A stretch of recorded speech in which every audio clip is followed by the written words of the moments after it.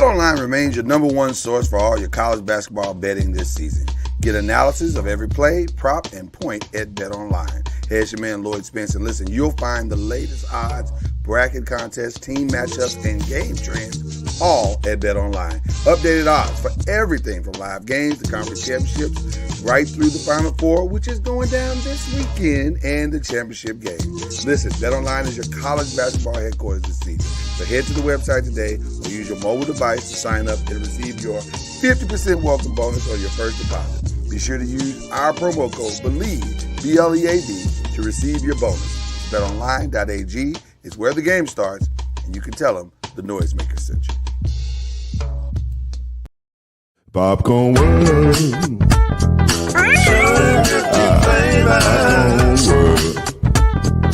Popcorn World. Yeah.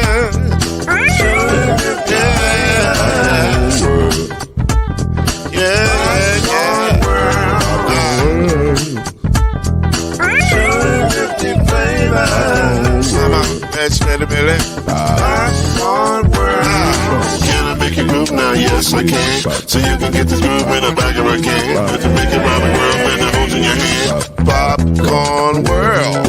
250 flavors gonna make you smile. 250 flavors gonna make you smile. 250 flavors gonna make you smile. That's that popcorn make you smile. Ah. Popcorn World. Popcorn World. Popcorn World. It's a popcorn world. It's a popcorn world.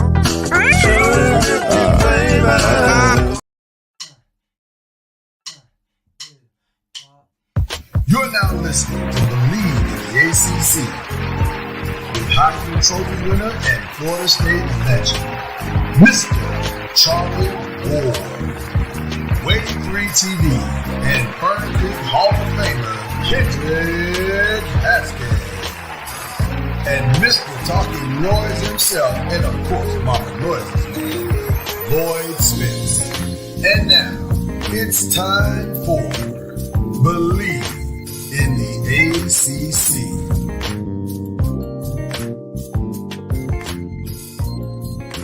Welcome to BLEAV in the ACC, or as I like to call it, the anti-Aaron Rodgers show. Because that's pretty much what's on sports media 24/7 now. Especially Get Up. Oh, my goodness. Yes, Lord, greedy, we get it. You're a Jets fan. I get it. But thank God it's not our life. So, Kendrick Haskins is here over there, looking very svelte. Coach Jr., a.k.a. Charlie Ward, is down there with one of the greatest smoothies he's probably ever made. He's probably feeling real good. Look at his look on his face. Like, he looked, I saw him sip it, and the look that he had when he finished was like a look of pure satisfaction. And then the look of admiration he had for it when you said it was the best smoothie he's ever had. I'm just saying, listen, I got up and made my coffee this morning, and once again, I nailed it. There's something about when you can nail the ingredients. Makes you feel good inside. I just keep drinking my prepackaged protein shake. That doesn't sponsor the show. So, well, then they can't get a shout out. But listen, we are glad to be here with you guys today for another edition of BLEAV in the ACC.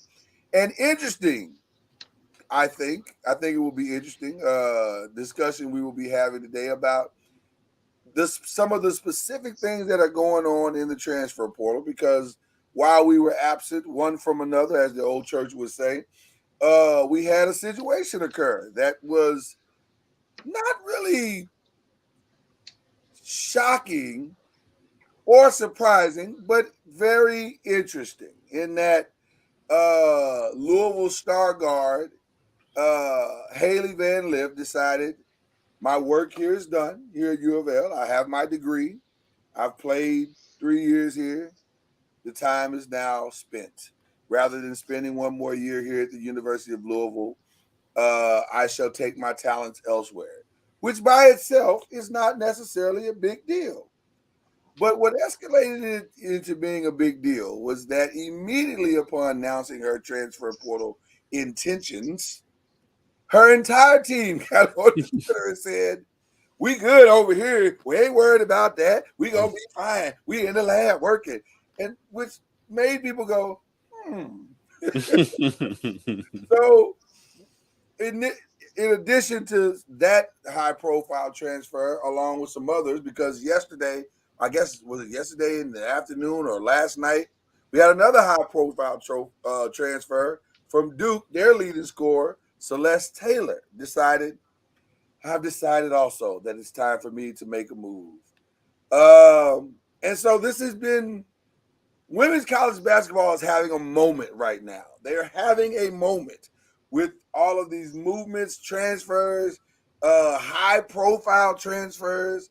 And so we wanted to bring the transfer portal realities here to Believe in the ACC today, and just kind of lay it out for everybody and say, what is going on? So we just happen to have a guy that's right there in the midst of it, the great Kendrick Haskins. So, Kendrick, what is going on?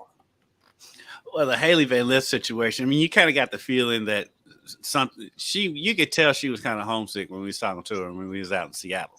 Okay. And so it still was kind of a surprise. And then I said there was you could tell that the team wasn't all together clicking throughout the season. Right. I don't want to necessarily say it was all her, but you could just tell that something just wasn't right all season long. Yeah. They was able to pull it together at the end of the season. I said the way that the teammates that are remaining, even some of the teammates that graduated, like CC Carr, how they all came out in support of Jeff Walls, was eye-opening. I mean, it could just be a thing of a loyalty thing, but I haven't seen that happen with any other transfer portal people. So it makes you wonder. And so, of course, we'll never get the full story, but best of luck to her. And I said whenever we had the chance to talk to her, she was always gracious, always very nice, never really was standoffish towards the media. She was always great with the media. Her dad was a character, but again, they always was nice to us. And you know me, if you're nice to me, I'm good. So, by the way, not the first dad character we've had at the University of Louisville, by far. Nor the last. I'm looking at you, Mr. Siva. Right. Right. Yeah, look at you, Mr. Russ Smith, Daddy. Big Russ. Big Russ was there for the 2013 celebration, and Little Russ wasn't. Oh, but listen, it happens. It happens. It happens, especially in today's climate, and it's suspected that she's going back out west. This is as much as I can say right now, but it's suspected that she's going back west, closer to home. And best of luck to her. I mean, she was a great player. She was great for the game, and U of L has shown that they can lose a star player and rebuild and be back in the Final Four within a couple of years. And so, best of luck to her, and best of luck to the program. Charlie, I want to talk about something that I know you, as a coach and as a player, have dealt with tremendously, and are still dealing with. How important, on any level, is team chemistry? How important is it? Do people have to like each other to play at a high level, or is that not that big of a deal as long as we're all on the same page? What's your preference as a coach and as a player? Team chemistry is huge. I mean, whether you like each other or not, the pieces have to fit as far as the mindset of understanding your team. Your teammates, I should say. And I was with Alan speaking, and one of the things he talked about. Alan? Alan. I'm not familiar with Alan. Who's Alan? Who's Alan B? Alan Houston. Oh, that's good buddy, Alan Houston. Yeah, y'all know who Alan Houston is. At least he said Alan this time, not Al. Right. I am familiar with Alan Houston, yes. And that was a Charlie Ward Humble Flex. I was just trying to make a point here about No, your team point is well chemistry. taken. Your point is well taken. Amidst Because your humble flex. It's been so long. Right, yeah, what? Okay, my point is Al said that he and Latrell Sprewell, when Latrell came to the Knicks, yeah, they had to, sit down and talk through, how they were going to go about, playing together, which, both were scorers yeah, mentality wise and but had to understand that they both could be successful, but they had to defer at certain times.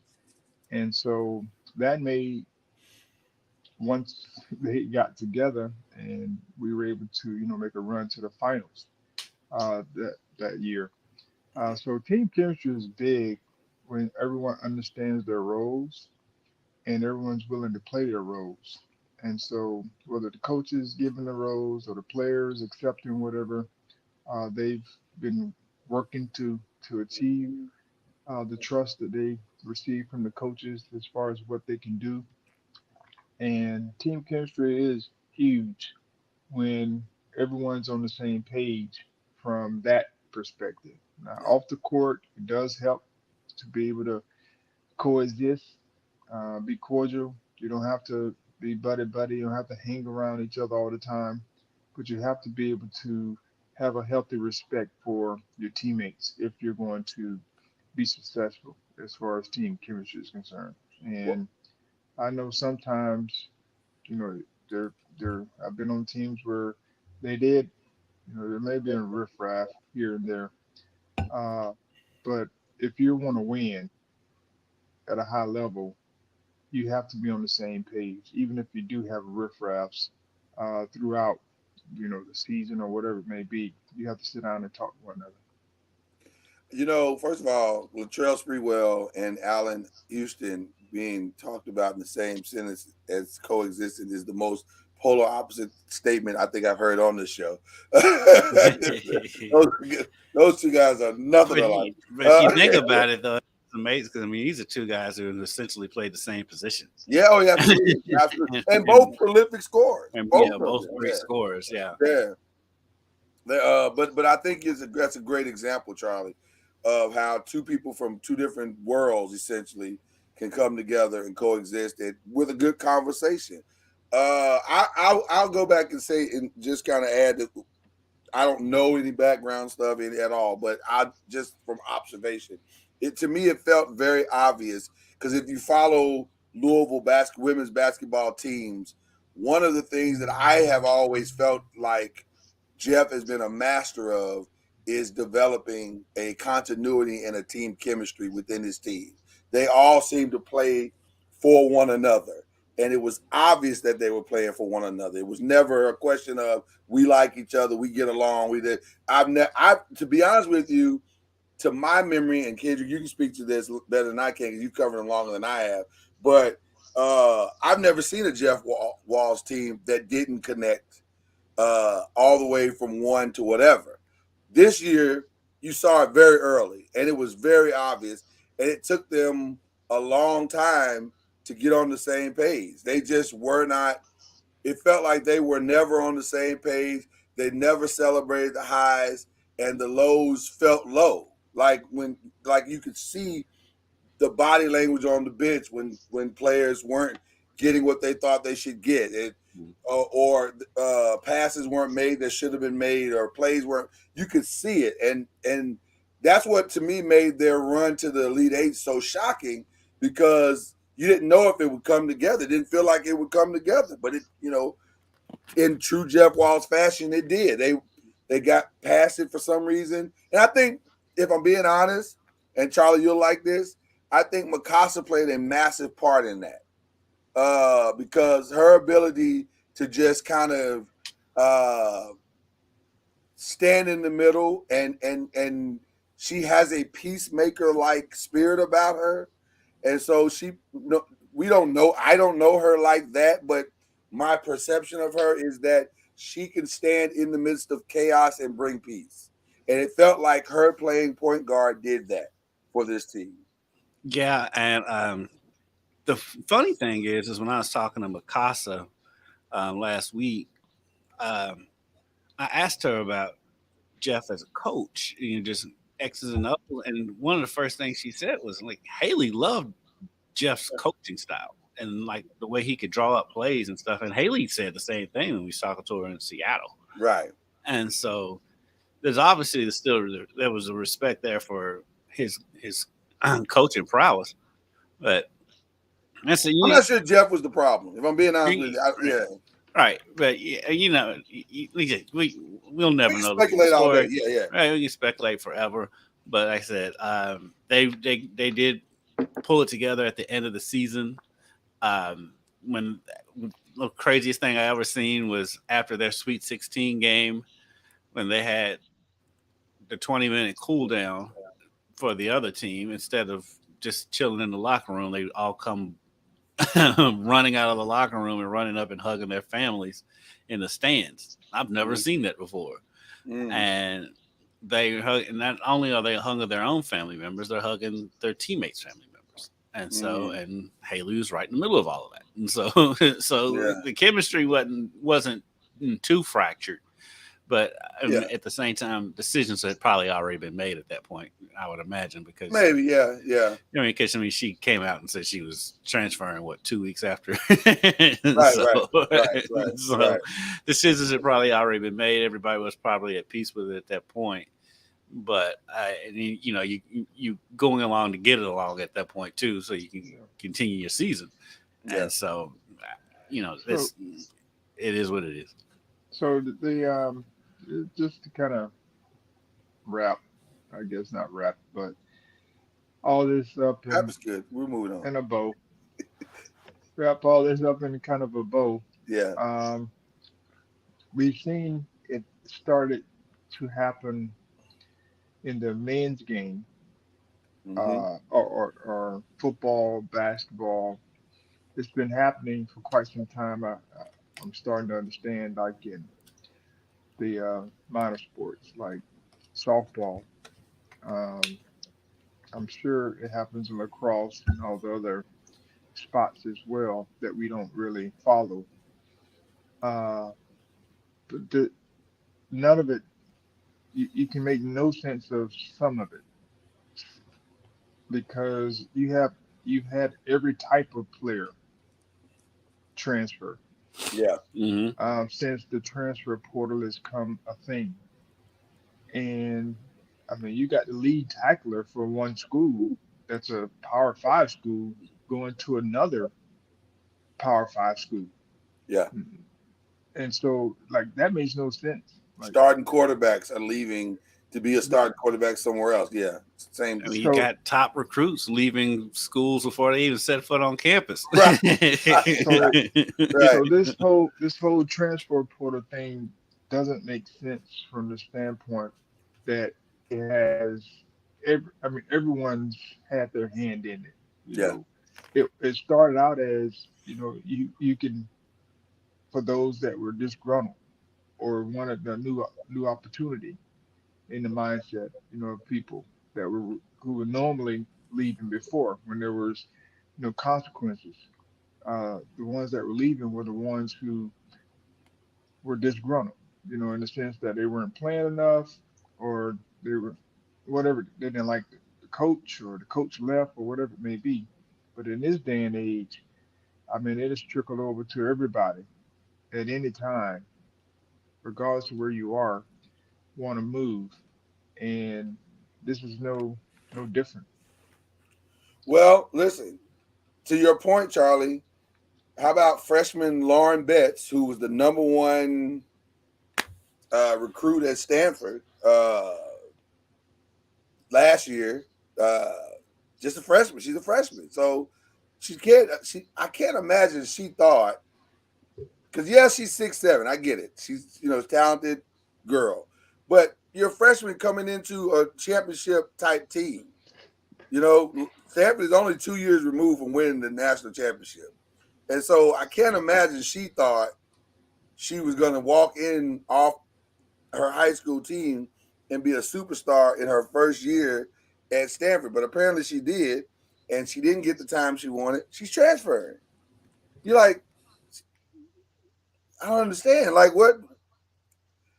Sitting on the bench 1 year frustrated you that much where you had to that you got to transfer out? So she's in the transfer portal. Um, but I, it's go ahead. it's an option. I mean, it's where it's an easy option to be able to just jump ship whenever, and when it is easy, and there are no consequences. I call it consequences. Like where you have to sit out or whatever the case may be. It makes it even easier to just say, "Hey, I don't want to be here anymore, and so I'm just going to leave." Um, Is this also the I don't say fallout. I don't have a better word than fallout, but uh, is this also part of the AAU culture? Because this hmm, transfer portal feels very AAU ish, it right? is It is very 100 AAU-ish, yeah. Yeah. travel ball. So It is.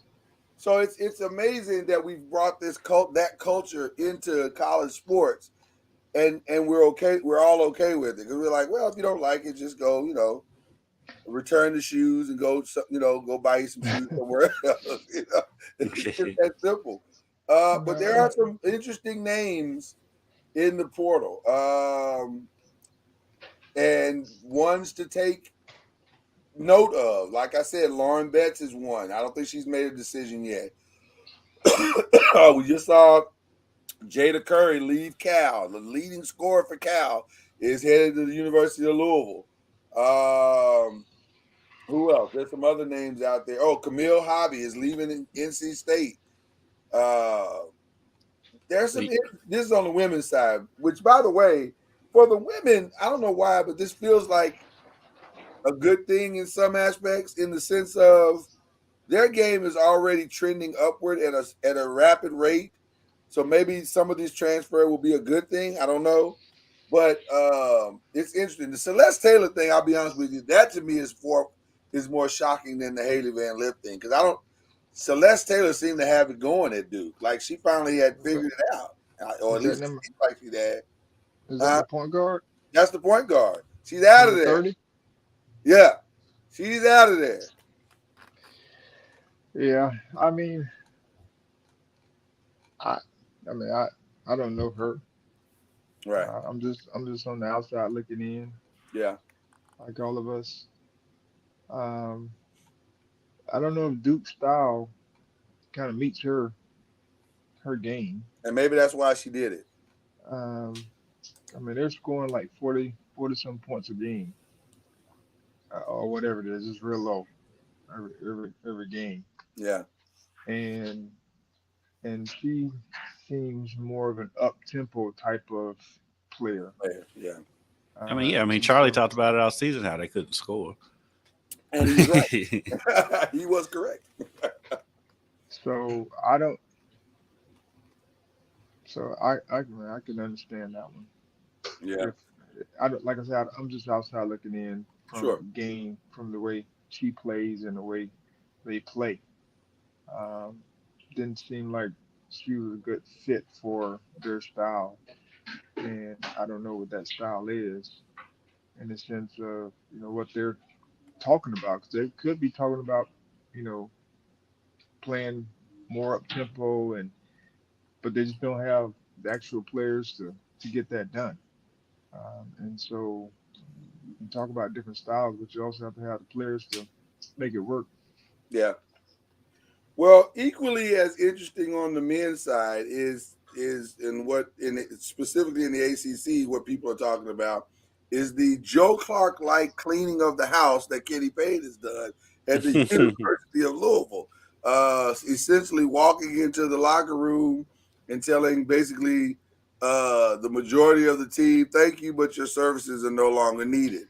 Um, and then the ones that I guess he did not say that to, or he left it open for them, or maybe he did. I don't know. Kendrick, you can maybe bring some clarity to it.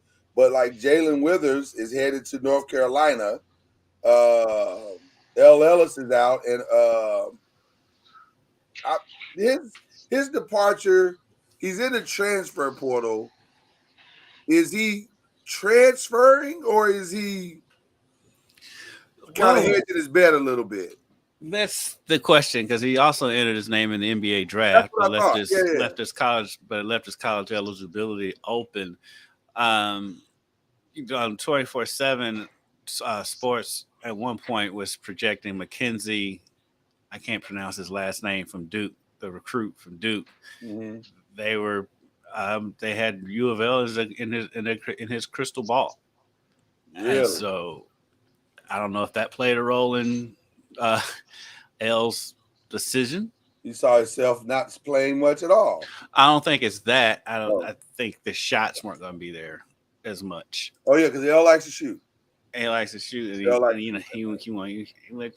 whatever. That may, I mean, I don't want to put him out like that, because that's speculative. But yeah, because it's been the last month has been kind of weird with L, because like he came out, said he's going to the NBA. Okay, fine. Then he left his eligibility open, and then literally says, if I come back to school, it would be Louisville. I can't see myself being comfortable anywhere else. Right. Well, then 2 weeks later, he's in the transfer portal. So, and again, that may be more Kenny than L. Like maybe L's initial thoughts were, I want to come back to Louisville, and Kenny was like, yeah. The rest of them, like Jalen Withers, wasn't really a surprise. It's a surprise that he ended up in North Carolina. There we go, right on cue. Right on cue. There you go. We wouldn't believe in the ACC if the phone didn't ring. There you are, Joey. But like I said, Jalen Withers wasn't a surprise. Wheeler wasn't a surprise. The people that stayed were pretty. We kind of thought L would stay, but it's not surprising that he's leaving. But most of the ones that we thought would stay are staying. So, and then we see they brought in a big recruiting class, and with Sky Clark and Flowers made everything official yesterday, and you just go from there. I mean, Sky Clark and Trenton Flowers are both considered guards. They probably could still use another guard, but they're loaded at forward, and so they should make a massive jump from last season. The rumor is that's trending online now is that the University of Louisville will be back in the mix. I don't know if it'll be a Baylor type resurgence, but they'll be back in the mix next year. Charlie, I'll ask you: do you have an issue with Kenny doing this? Because we don't 100% know that he did that. So well, what I mean by him doing it is that really, when you have a season like they had, don't you have to do something drastic to combat it? I guess is the question I'm asking you, Charlie. Well, man, I mean, we've seen it. I've seen it firsthand here at Florida State with Coach Norville. That's one of the reasons why I was asking, because you watched it, yeah. How he,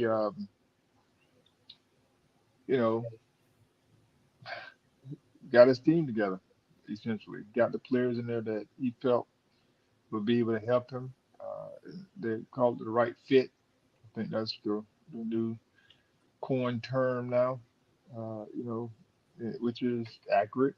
You got to have the right fit of players with the right mindset is the key of wanting to compete for a spot. And, they've lost some good quality players because of, they wanted something that they couldn't provide as far as, what they want. Trayshawn Ward is a great example. The McLean kid is another example of, good players leaving because they wanted something different than, what the coaches were wanting, was willing to give. And, that's part of it.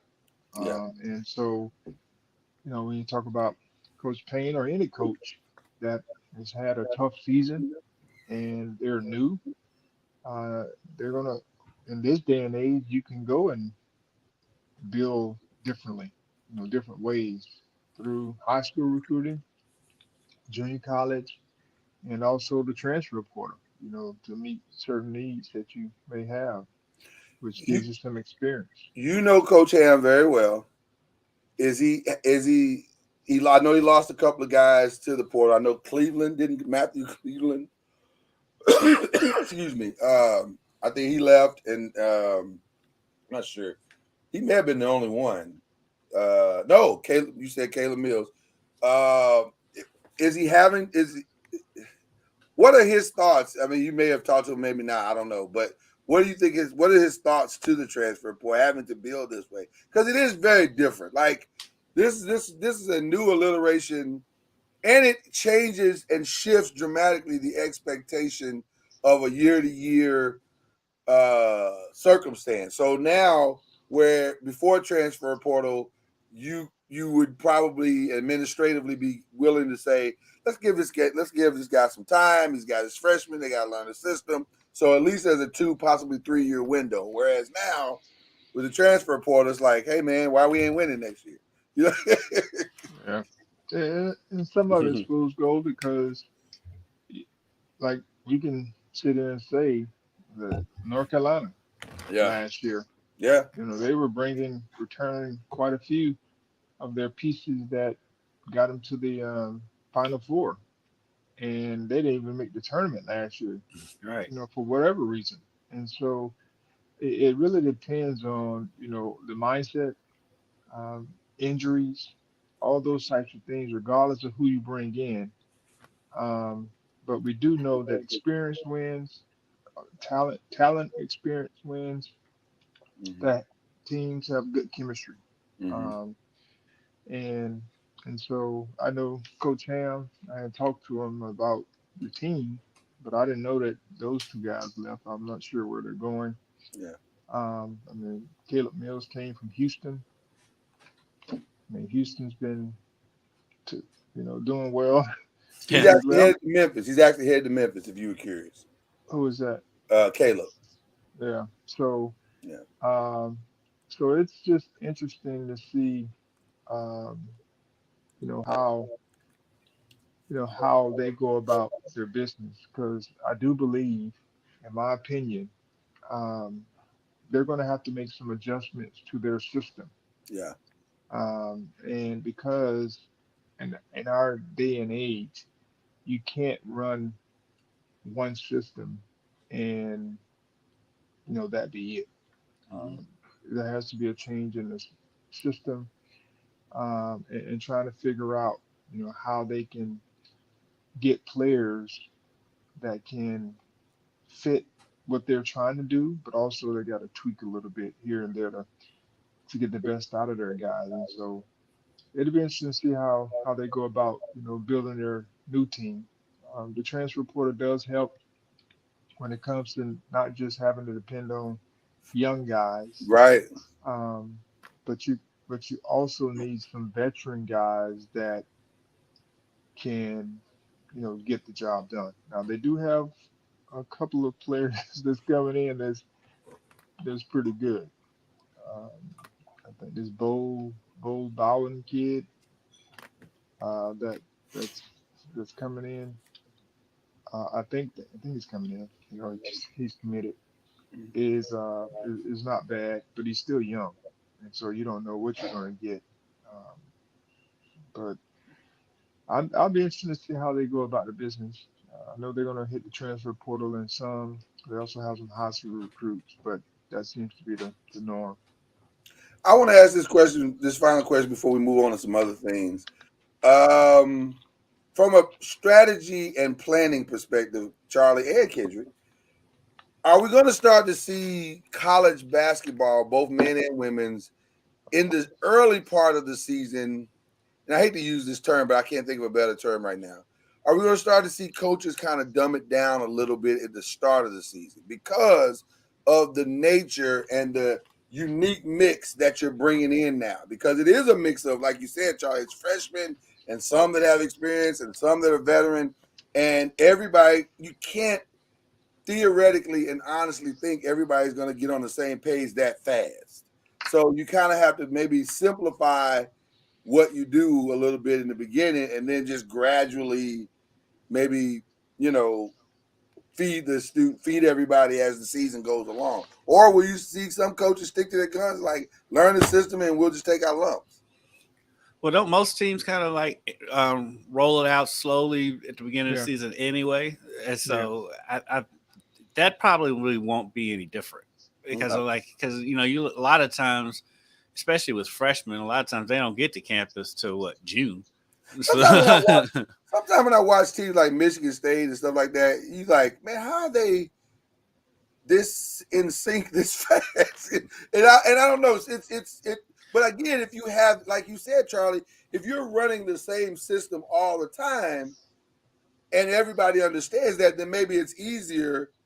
But I think now with the way college basketball is, it's kind of harder to stick to those guns like that. I think it goes from program to program because you talk about Michigan State. Izzo's teams are usually mature teams. It's rare that you see Izzo teams with a whole bunch of freshmen running around out there. But then the adverse to that is Kentucky. I mean, they're usually a young team, so yeah, they do intermittently roll stuff out. And everything's not there. He has no choice. Yeah, right, and that's why. Typically, honestly, you usually see Kentucky get beat early in the season because they got young players and they haven't installed everything and everybody's still trying to learn everything. It's when he has the experienced teams or the super talented teams like the Anthony Davis and the Carl Towns teams where where they're okay early in the season. And I think most teams with young teams like that are, they intermittently roll stuff out, and then the teams that have a lot of experience coming back, like Izzo's teams usually have. They can go ahead and put everything in, and everything is already in because they already know the system. Yeah. Well, listen, we have the luxury of not only having a state championship coach and a Heisman Trophy winner on our and somebody who calls Allen Houston Al. And right, someone who has the opportunity to call Al, which affords us the opportunity to get into some other stuff. And since this is an ACC show, we've got some extended ACC conversation that we'd like to have today. So one in particular that is interesting to me, that I've been kind of picking people's brain about is, and I know you've gone through some contract negotiations, Charlie, so I'm very curious to hear what you say about this. Our guy, Lamar Jackson, is in a very bizarre place. This is, to me, one of the more bizarre negotiations that I've seen because his team doesn't want to pay him what he wants to be paid, but they do want to keep him, and they're showing him by bringing in guys who he's always wanted to be with, i.e. the new signing of Odell Beckham Jr. to a nice hefty 1-year deal. What if you're Lamar? What's holding this up? Is it the ego of wanting to make a similar amount to what Deshaun is making per year? Or is it something else that we're not seeing? Like, because I don't understand what's holding this deal up. I really don't. If I'm being honest, I don't understand what's holding this deal up. I tell you, it's $50 million in difference. but $50 million where? Because here's the reason why I'm pushing back on that just a little bit, Kendrick, is that to me, and Charlie, you tell me what you think as well. If you need to know that you're the highest paid quarterback in the league, then therein lies our problem. Because why do you need that? Like, why do you really need that? Why is that so important? But if you need your money guaranteed, I got you. Because I think that's where the Ravens may be. Like, they're saying, bro, how about we give you 7 years?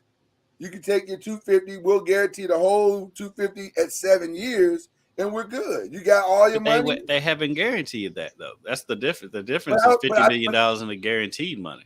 But see, it depends on what he wants per year, like you just said. If he said I gotta have it at $50 a year, Well, why? Why do you need it at 50 a year? That's Nah, the he part wants it guaranteed. He wants it fully guaranteed. That's what the difference is. I think Well, they're right on the price. It's just how much he wants guaranteed and how much they're willing to guarantee. but if I'm the Ravens, fixing the guarantee to me is easy. It's no different than what Kansas City did. Therein lies the issue. They won't do it. Well, I don't know. Charlie, make sense of this. You've been through these negotiations. Make sense of it for us. I mean, I don't know. I mean, I don't know the ins and outs, so it's hard for me to speculate. I mean, I don't have any insight on it, and just be just pure guessing. And so I don't Well, this is an educated guess. This is a guy who's played in the league some years. I think you're because qualified. because I mean because it's to each his own in a lot of ways.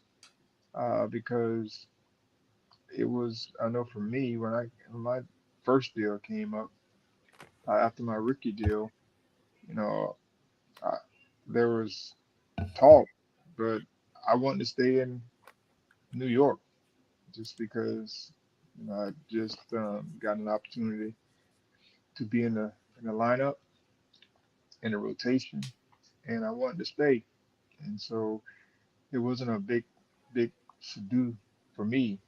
I was not searching. Of course, I'm simple, as simple as can get.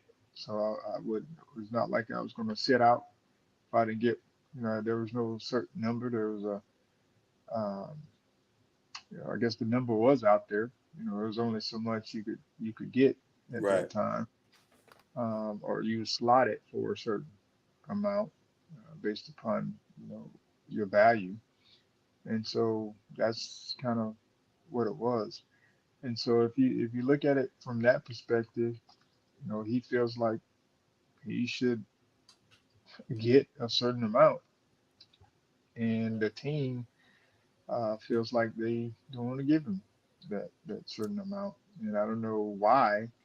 Um, and he's doing what most people do, I guess, in a sense, where they're not going to participate.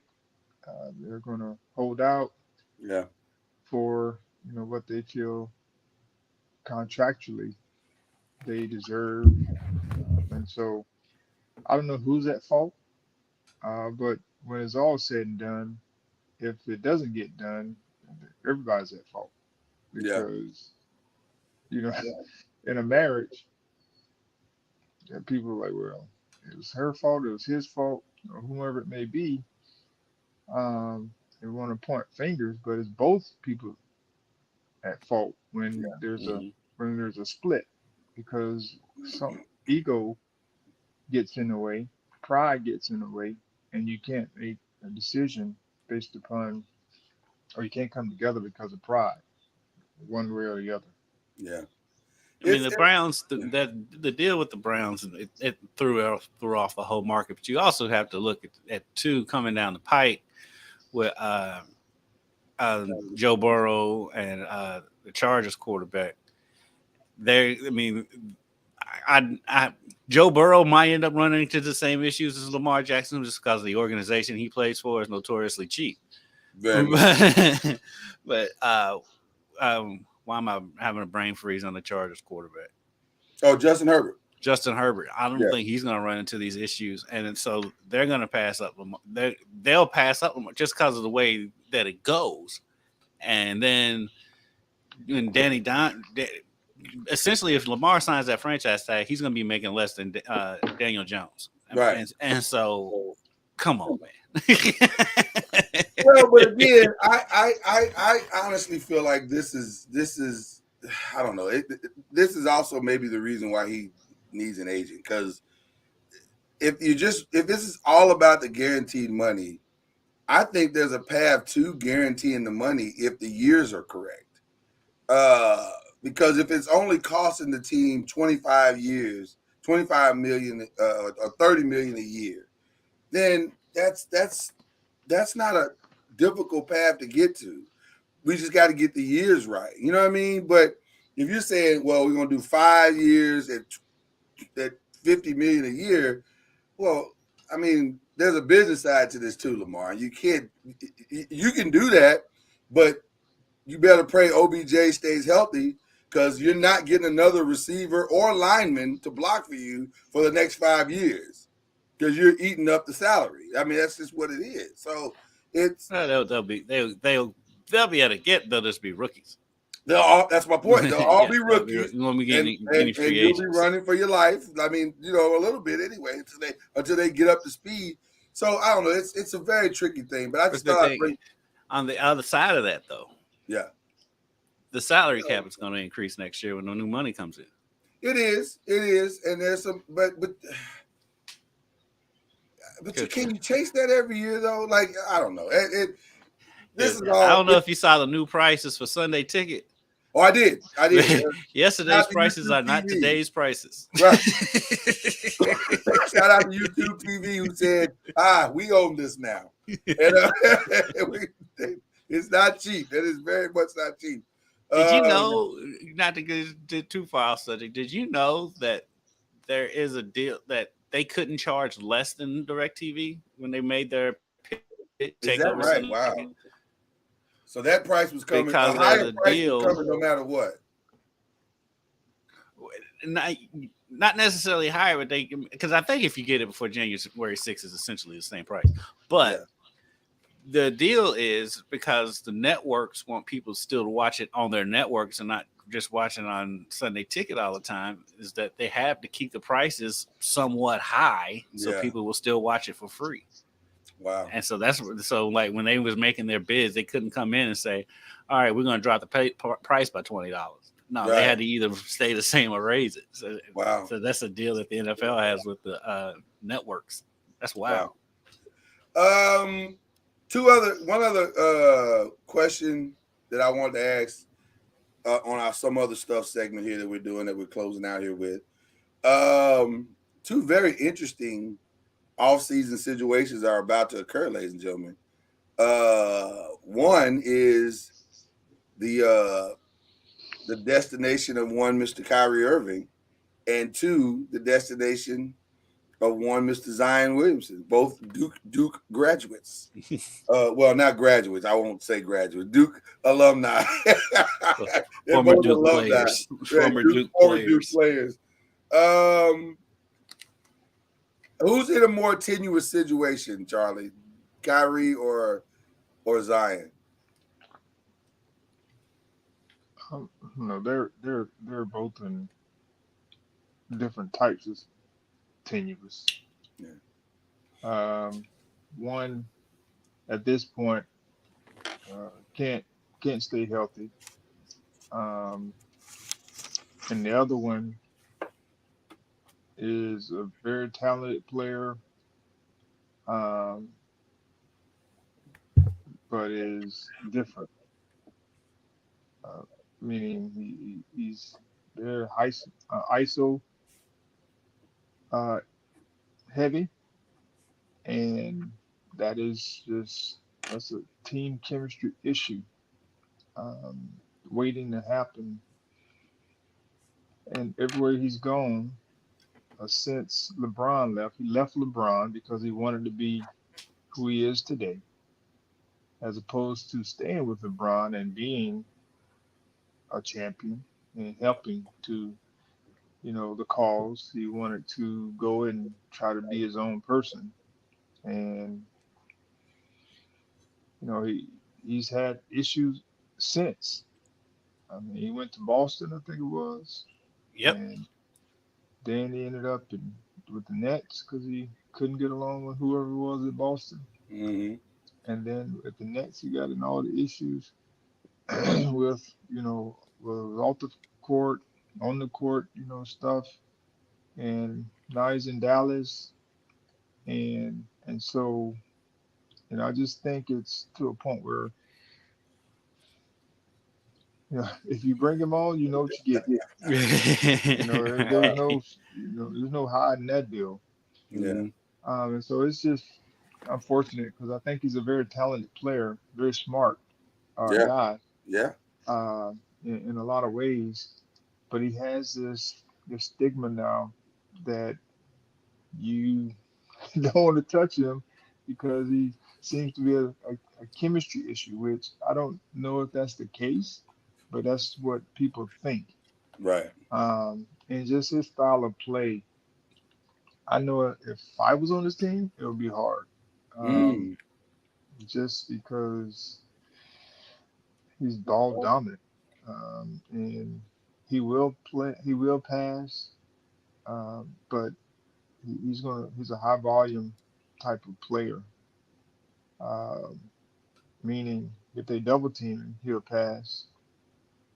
But otherwise, if I got a one-on-one matchup, uh, I'm going for what I I'm know. taking that. And Right. I'm taking yeah, that. I and want to throw. then Now I'm just gonna go throw a ahead. number out at you guys real quick. And the number is a fraction, 114 out of 317. That is the amount of games that Zion has played in his 4-year tenure as a New Orleans Pelican.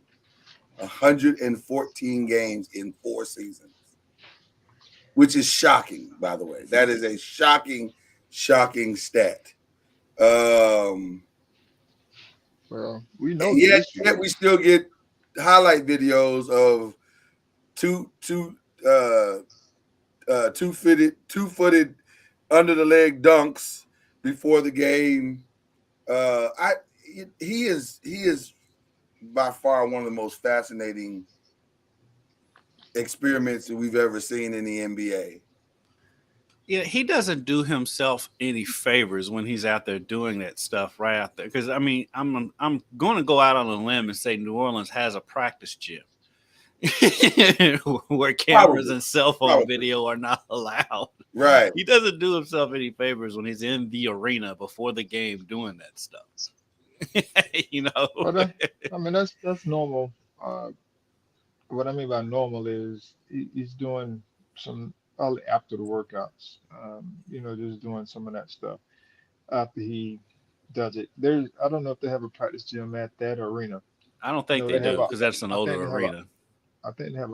I know they have off-site um, practice gym.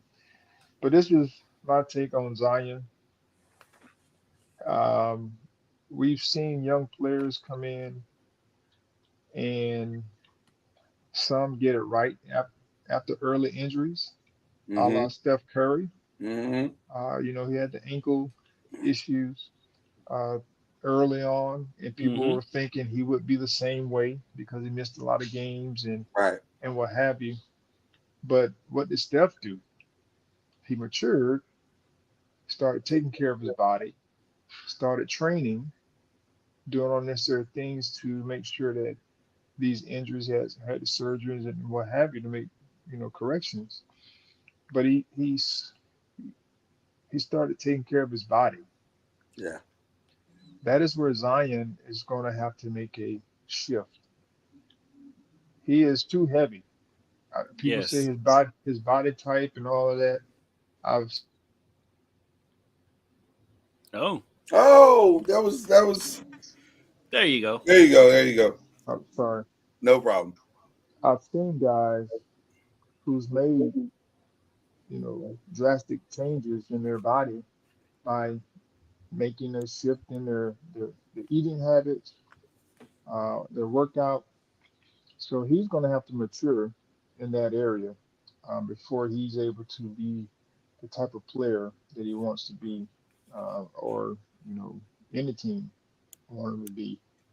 And so I think that's where he is right now. He's still 3 years in, and Four. This is sometimes it, well. I mean, that's well, he actually a only tricky question, Charlie, to say that he's 3 years in because I don't think he's played he's two like. full seasons of From, games I yet. was gonna say from a play perspective, it's like a year and some change. But the thing is, though, if you're the Pelicans, you are painted into a corner because if you give up on him and then he does figure it out, now what? You've given up on maybe a generational star after 4 years and he figured it out. So I can how see long do why you wait? New Orleans is apprehensive on it. But I how mean, long do you wait? Like Golden State waited on Steph, Philly waited on Embiid. yeah, I mean, But I'm gonna just say this.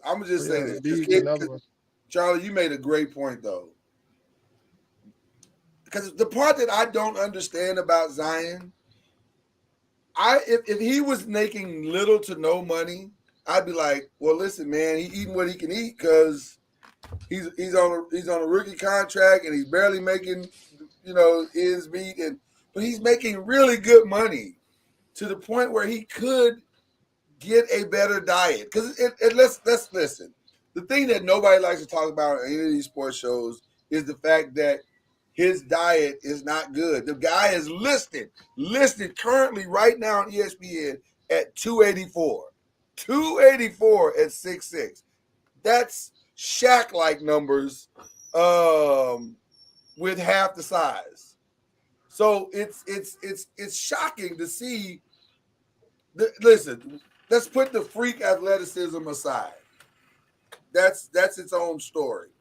But the physics of it all is, bro, you can't play at that size. Like, you can't be 6'6" and play as violently as you play and expect there not to be body repercussions. And then at the same time, you're going to have to alter your weight. It's got to be, listen, LeBron is a big boy. LeBron is what, 260, 270? Yeah, I mean, LeBron might be 280 himself. He may be 280 himself. LeBron's also 3 or 4 inches taller, and like you said, LeBron spends $1 million a year on just his body. It's proportional. It's all proportional, so it makes sense.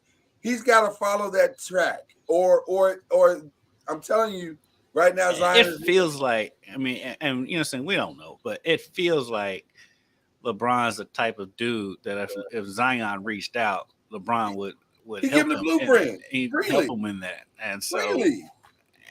I don't know. I mean, body types and all that stuff. I mean, I agree with Charlie 100% that he's got to figure something out. Maybe if it's his training, because this is a hamstring. They kept his hamstring. He's been out since January 2nd with a hamstring injury. It makes no sense. That's clearly body stuff. Yeah. And then you come out and say, well, I'd play, but I don't feel like Zion. And then that the next day you're out doing Zion type stuff. I mean, I guess that could be a thing of where he doesn't feel like he's in basketball shape, because obviously there's a difference between he's not in basketball shape and basketball shape, right? And so you going out in the playoff game and you're not in basketball shape. I can see it. I can see where he's coming from on that. I can't. It's fascinating because right now his career is trending more Greg Oden than it is LeBron James, and if he doesn't get a hold of this. And somebody tweeted, not tweeted, but texted me yesterday and said, man, is this mental?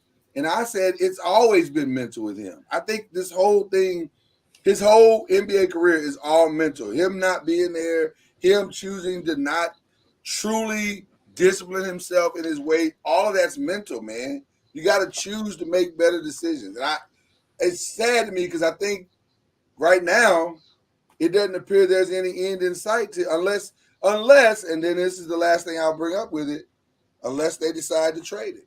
And maybe he wants to be traded. Maybe that's why he's doing some of the weird stuff you see him doing before these games. Maybe he wants to get out of New Orleans. Maybe he doesn't like it. Maybe he doesn't have the discipline to say no to a beignet. And he's like, I got to go somewhere. Maybe he's like, I got to go somewhere where they only eat fish. Like, I just... Yeah, if you got a weight problem, New Orleans isn't exactly the that place ain't the to city.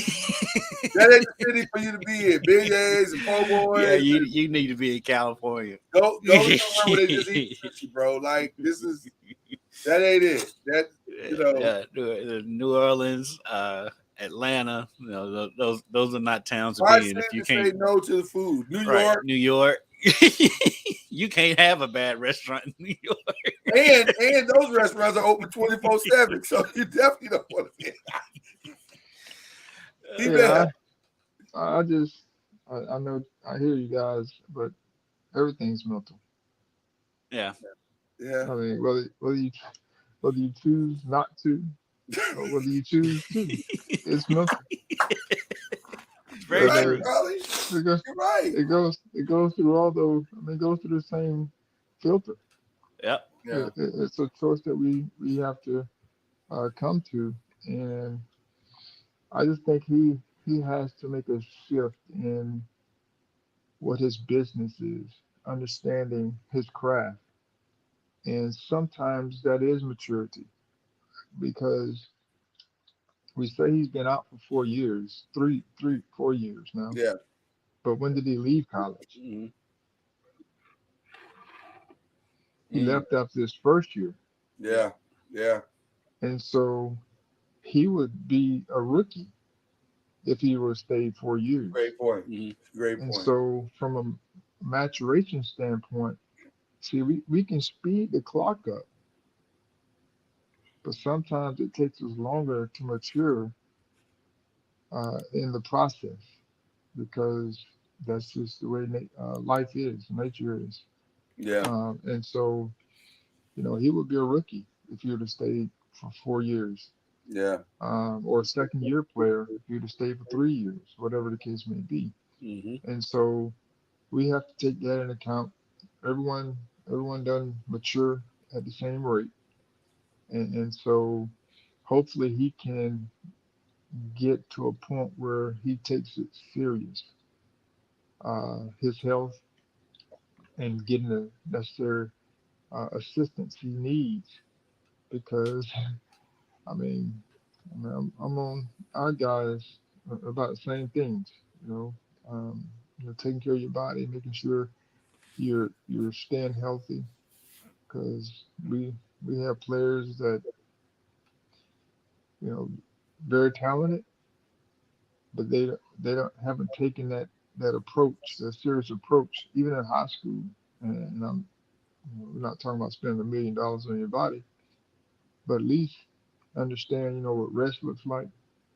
Understand what your health and wellness, eating properly looks like from a foundational standpoint, and so that you can be healthy. You know, He needs a Moses Malone. That's it. You were Because in my head. Charles Barkley has told that story so many times about how Moses Malone helped him lose a bunch of weight so he could get on the floor. By simply saying, You need to lose "Hey man, weight. how come I can't get on the floor? Right. Because you're too fat, man." That's a quote. I'm not shading. That was the quote. But you know what the difference is there? Charles Barkley had a vet. He had a At vet. this point, Zion's a vet on that team. Him and CJ. Well, I guess CJ McCollum is probably the. And I don't know if CJ has the cachet to be able to say to him, trust me, someone has told him what he needs to do. But see, Moses actually worked out with Charles. You know what I mean, and he like really took him under his wing. He needs a. It feels like if he had a vet. Trust me. Have they taken him under his wing though? Doing it. Maybe New Orleans is not the right place. He has to make a choice because he does have vets on the team that work out and do all the necessary things to prepare themselves for the season. And so he has to make a choice. Yeah. The man is grown. And Charles could have easily said, "No, man, I don't want that." Right. To Moses. And so a lot of times, we make choices based upon what we desire, whatever that is. And sometimes you feel like you have it you have it all together. And you don't want to have a vet or someone tell you what to do because you feel like you're grown. Mm-hmm. And so I just think there comes a time where you have to make a choice. He has teammates that work out. You can tell they work out. Yeah. Like CJ McCollum. Yeah. I mean, there are guys that are willing to do that. He has to make a choice on finding his way, as far as, and there are quite a few people that I'm sure in the NBA that he can work out with that can help take him under his wing. Actually, his own coach seems like somebody who would take him under his wing if he listened to him. He has a choice. I'll just say that. Listen, I completely agree with everything Charlie is saying. I've been saying it since before he got in the league. I was saying it like, dude, you got to lose that weight. You're not playing. He's put on weight this season. If you look at pictures of him before the season started, and he looked great. Pictures of him now, he's put on weight. And granted, he's injured and probably can't work out as much. But like Charlie said, it's a choice. It's a choice, man. It's a choice. So anyway, all right. Well, next week we will officially start our breakdown of the draft and who's going where and what and when and how. It has become an annual thing on this show. Our draft analyzations. Is that analyzations? I sound like Shaq. Analysis. I'm working up words now. We'll get into some of that next week. And it'll be fun because we're about 2 weeks away from the NFL draft here. But as we leave, can't wait for that to be over with. Jesus Christ, ESPN. Well, listen, one thing about my ESPN, Aaron Rodgers is the NFL draft. One thing about ESPN, they will hammer to death the story. They will keep the story into the ground. Especially when it's on their air. Yeah, it's on a loop too. It's like, okay, I get it. Aaron Rodgers, I got it. But it'll be interesting to see what happens with a lot of these guys. Who we shouting out today? First of all, I want to give a collective. We're sending love and thoughts and prayers to the Louisville community. A horrific week, start to the week this week over it with the tragedy that happened, not just at the Old National Bank, but even at JCTC and some other places. It was a wild day. Like that day was a wild day. And I'm just glad that it wasn't worse than it could have been, although it was bad. It has been very, very bad. So we send our thoughts and prayers to the Louisville community. Okay. Shout outs, gentlemen. What are we doing? I'll go ahead and just piggyback off of that because, as you know, I rarely wear U of L stuff, but I just felt like it was appropriate today after everything going. This shirt says Louisville first. Shout out to the community. Shout out to those who lost their lives at Old National Bank. It was very tragic to wake up on Monday morning, 8:30 Monday morning, and hear about another senseless mass shooting. Shout out to, taking it back to the sports side of things, shout out to the University of Louisville and Bellarmine University baseball teams. Because on that Tuesday, Louisville was supposed to play Kentucky in a top 10-15 matchup, whatever rankings you look at in baseball, because there's 100 of them. But they were supposed to play on Tuesday at Jim Patterson Stadium, had to cancel that game, of course. Right. And Bellarmine had to cancel their game against Moorhead, so they came together and played a game last night free of charge to the fans. Had a moment of silence before the game. There was a vigil, a citywide vigil at 5:00 yesterday for the victims of the shooting. And so they played the game last night for free for the fans, and had a Louisville Strong sign out in the outfield. If anybody who knows anything about Dan McDonald, he always is one of the first pillars in the community to jump in to help anybody out in need. And this is another one of those situations. Bellarmine's head coach is a former Dan McDonald player. Lloyd, you probably remember Chris Dominguez. Yeah. Oh, yeah. I didn't know Chris took over that job. Yeah. Chris. He's in his second year as the head coach at Bellarmine. That's very cool. And he's learned a lot from Dan McDonald. There's a lot of Dan McDonald in him. So shout out to him. And just the universities in this community for stepping up, and a big shout out to the guy. I don't get into politics, but shout out to the governor of the state, Andy Bashir. Yeah. He's the stuff that man has been through in his governorship, from COVID to this to 2 major tornadoes in the state. Yeah, you got a rough go of it. Yeah, I mean, it seems like it's something every 5 minutes for that man, and he's handled it with grace. He's very approachable, and he was phenomenal in his interview on CNN the other night. And so just shout out to those first responders who responded and took care of business in that situation on Monday. Yeah. And it's just shout out to my city. And it's been rough. It's been a rough few years for gun violence around here, and hopefully we can figure some things out. Yeah. Charlie, who you giving your love to today, brother? Well, people in Louisville, of course, that you all have mentioned. It's always disheartening to see um, people, going through these types of situations, and just know it's always a rally. We're always rallying around these types of events and praying for these families, because I often think about how, imagine, the pain you must feel. You wake up and that's not on your radar, Right. and so it's very, very challenging to be able to think about. And I would also like to shout out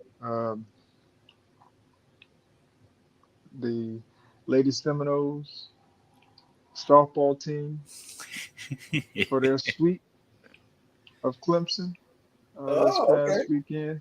Yeah. They swept Clemson last weekend, I think it was, in Clemson. So they've been playing well, and looking forward to them continuing to have a solid season. And also to daughter Hope. Hope is every Wednesday. She is one of the, I don't know what you call it, DJs, announcers uh, on KTCU, Okay. which is the radio station there at TCU. And so she's one of the DJs. I think it's still DJs. They haven't changed that yet, I don't think. So I'm not sure. We love Hope on the show. She's a host. Yeah. On Wednesdays. I think she's normally 2:00. I think it's 2:00, maybe Eastern time. I mean Central time. That she's on. So she's been doing well. And, she's had some dad jokes. So she's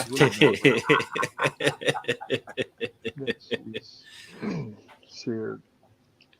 That's cool. That's cool. We love Hope. Hope, we're big Hope. Oh, I say love Hopi. Yeah, we're big Hope fans. Well, listen, it's going to be an interesting weekend, to say the least. My shout out is to the upstart Oklahoma City Thunder. I know I'm a Lakers fan. I'm proud of my Lakers, but I want to give some love to the Oklahoma City Thunder.